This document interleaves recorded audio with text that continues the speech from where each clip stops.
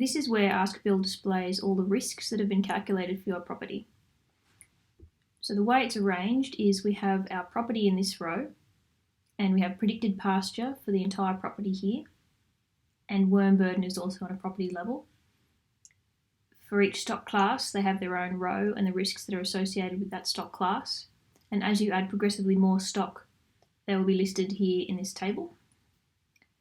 In terms of interpreting these risks, the green tick means that there's no risk. Orange I means there's a medium risk, and the red triangle is there's a high risk and it needs to be managed, so you need to go in and do something about it. ASKBILL knows whether to alert you as to whether there's a high risk or not based on whether you set targets for your pasture availability, weight or condition score. But for your welfare risks like your worms, heat, cold lambs, cold sheep and flies, this is based on an index value which I'll show you shortly. To view any of the risks, you just need to click on the icon corresponding to that risk. At the moment we're looking at pasture availability.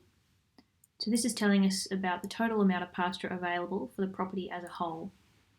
Along the bottom we have the date, and on the y-axis we have kilograms of dry matter per hectare. We have today's date here, and this solid black line is our history. So as you add more pasture measurements and you go along in time, this line will expand. Because I only set this property up the other day, we only have a very short history to view. Going forward, this dotted line is our median, so that's the 50th percentile. The lower margin of this dark grey band is our 25th percentile, and the upper margin is the 75th percentile. So basically what that's saying is if we look at the median, 50% of the forecast outcomes will be above this value, and 50% of the forecast outcomes will be below this value. And the way they work out that range of forecasts is when they run the models from BOM, the weather forecasts, they have a number of different possible outcomes. And so ASKBILL will run these scenarios, these models, with your stock and your pasture and work out the outcome based on all those different weather forecasts. So this is showing you your total pasture availability, and that includes green and dead pasture. If you're just interested in green, you can have a look at this line here. And there are also some different viewing options you can access here. So if you want to look at more extreme cases,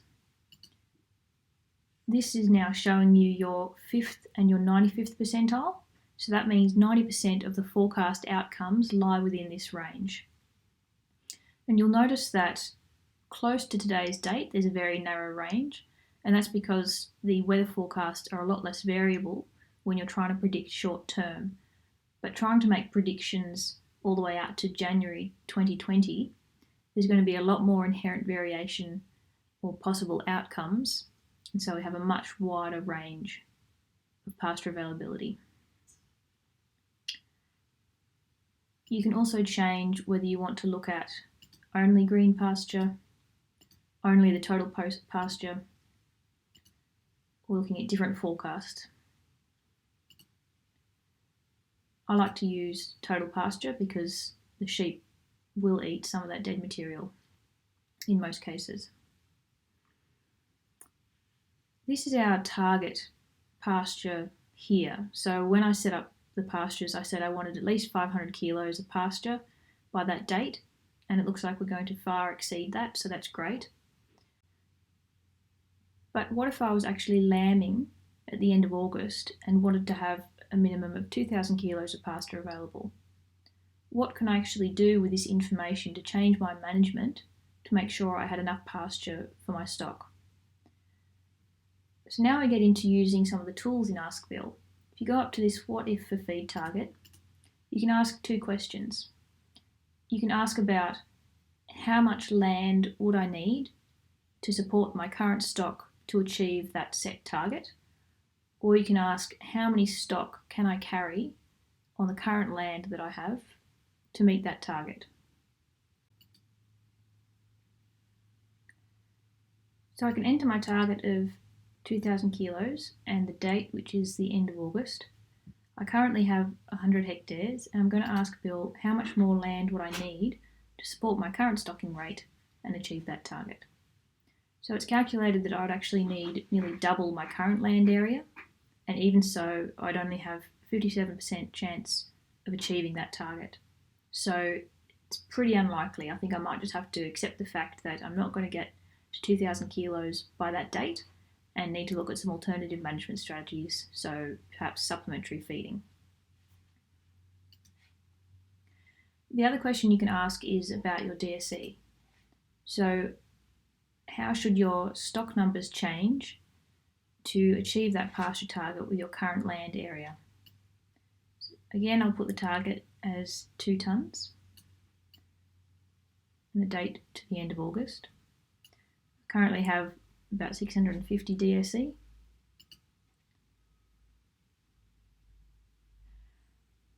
And I would need to destock quite significantly down to 277 DSE to achieve my target of 2 tonnes, and I have a 77% probability of achieving that target.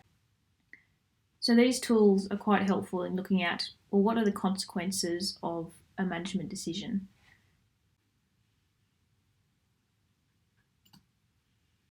Let's have a look at the fly strike risk now.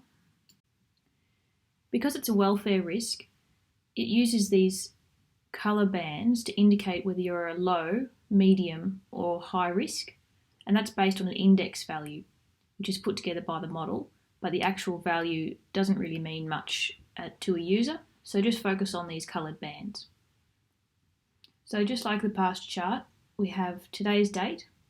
This is our history of our risk going back in time, and the dotted line is again our median with the same percentile bands.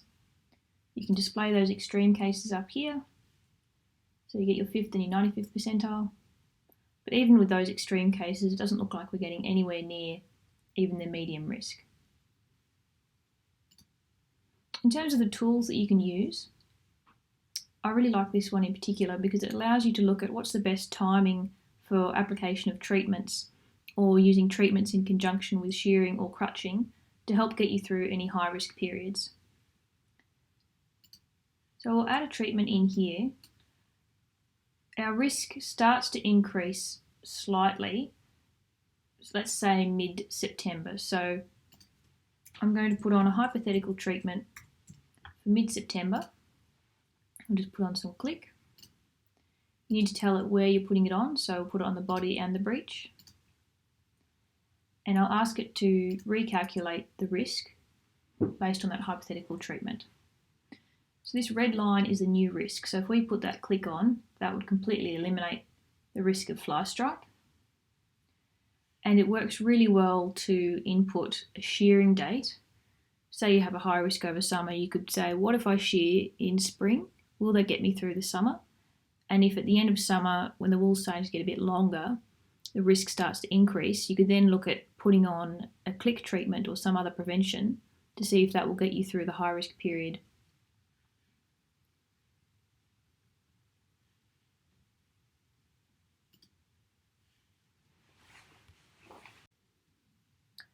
Cold sheep indicates the risk of mortality for sheep that have just been shorn.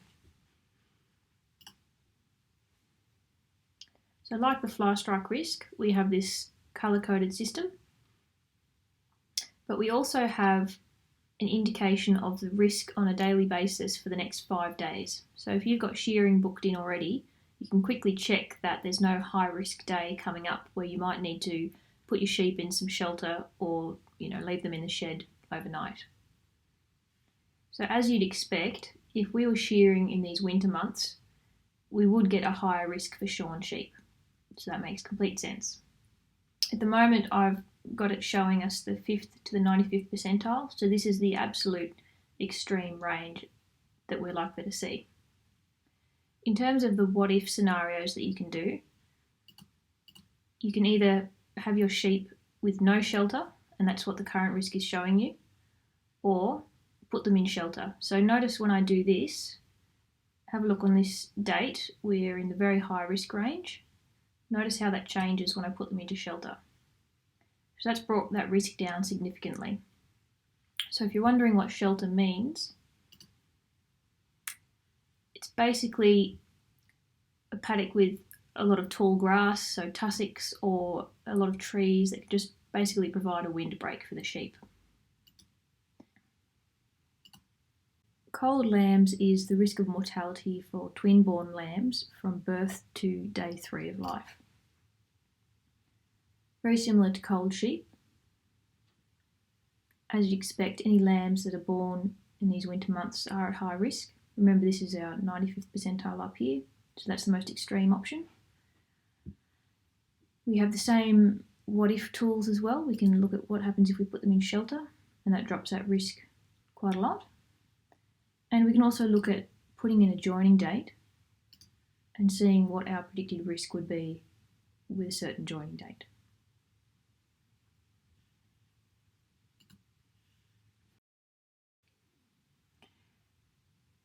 The risk of heat is heat-induced infertility for ewes currently and for rams in 6 weeks' time. So for the rams, remember that spermatogenesis takes 6 weeks to begin. So if they get hot today, their sperm in 6 weeks' time is not going to be functional. Again, very similar to the cold sheep risks. Down in my part of the world it gets hot, but generally not ridiculously so. So we haven't got much of a risk there at the moment. Even when I display those extreme values, we really don't have too much to worry about. We can also have a look at putting in a different joining date to see how that might change our risk if we were getting up there into that medium or high risk level. But I'm not too concerned about that at the moment. For worms, this is actually describing the level of infectivity of the pasture. So what's the worm load on the pasture? And it doesn't directly correspond to worm egg count in sheep.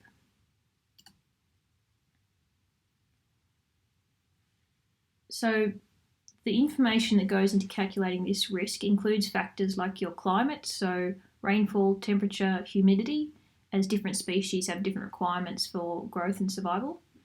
It also takes into account things like your grazing pressure, so how many stock do you have on what area? Because obviously the more stock you have in a small area, the heavier the worm load on the pasture is going to be.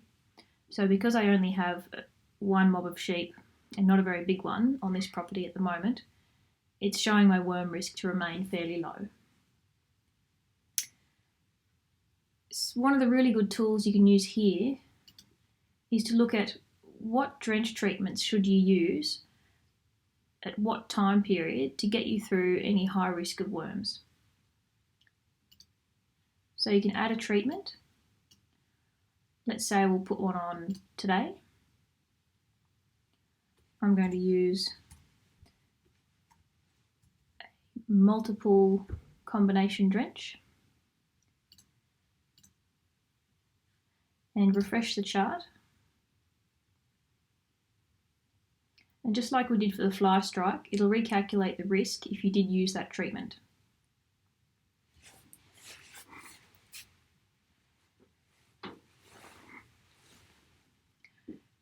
So you can see if we used it today, there is a lag period where the larval load on the pasture is not affected, but then in early August it does start to decline if you follow that red line, and then it gradually picks up again.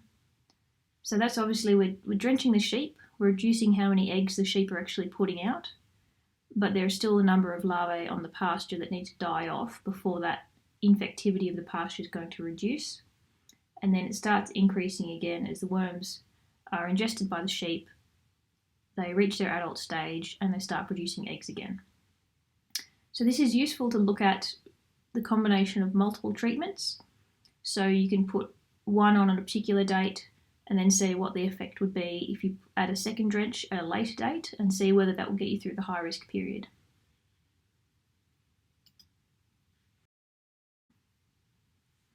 This is your live weight prediction. A bit more similar to your pasture predictions. We have our today's date here, our predicted live weight going forward, so these animals are gaining weight. This is our target, so I wanted them to be at 60 kilos and it looks like they're going to exceed that based on available feed. We also have our wool weight in this chart here, so we can check how much wool we think they're going to grow at a certain point of time. And up here on your right, this is probably more relevant to growing out fat lambs, but this will actually show you how many animals will be within a certain weight range that you decide on a certain date. So if I move this out to September, we're going to have 500 animals, so that's the entire mob size. That will be anywhere from 31 to 90 kilos. So what's really great is if you have a mob of lambs that you're trying to grow out for sale, you can set those targets and say, I only want to sell lambs if they're within 60 to 75 kilos, and it will tell you how many animals are predicted to be within that weight target on this date. So it really helps with checking whether you're going to have enough lambs that are ready for sale at that point in time. It also gives you an indication of the confidence level. So if you last weighed them 6 months ago, then the confidence is going to be very low. But if you weighed them a month ago, the confidence will be relatively high. It's not showing here because these are ewes, but if you do have weaners, it will also show you the carcass weight for those lambs, and it will have another chart like this one for GR depth. So that relates to fat score. In terms of the what-if scenarios that you can use, you can ask about your target weight. So if these ewes were not going to meet my target weight, I could click on this and say, how much supplementary feed would I need to give those ewes to meet that target? So you can select any number of these predefined options, and later on I'll show you how you can add your own custom feed type as well. So you can select your feed, put in what target weight you want them to get to, and the date that you want them to reach that target by, and you can ask Bill to calculate how much you would have to feed them to get them there. So what this is telling me is we don't need to feed anything, but my probability of reaching that target is also 0. So that means it's not possible to get them to this weight by this date, regardless of how much I want to feed them, because they're already growing quite rapidly because they've got surplus pasture available. If you were running this what-if scenario for lambs and their growth was being restricted because there wasn't enough pasture in the paddock, this would come back with a result, for example, saying feed 150 grams a day with a probability of reaching your target of 60%. So it's a really useful tool for working out if you're not going to reach target based on the pasture that's there, can you feed them some sort of supplement to reach that target, or do you actually need to reevaluate whether you should be selling lambs on that date at all?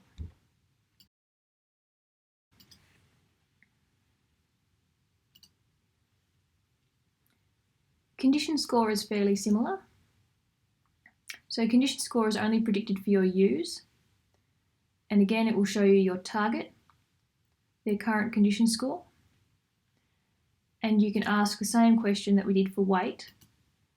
What would you have to feed your ewes, or how much, to get them to reach a certain target condition score by a certain date? Now the way it sets condition score is based on the figures you've entered for your standard reference weight, which is the mature weight at condition score 3, as well as their current live weight.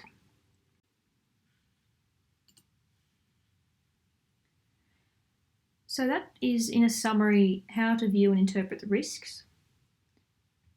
The next video will show you how to input more data into ASKBILL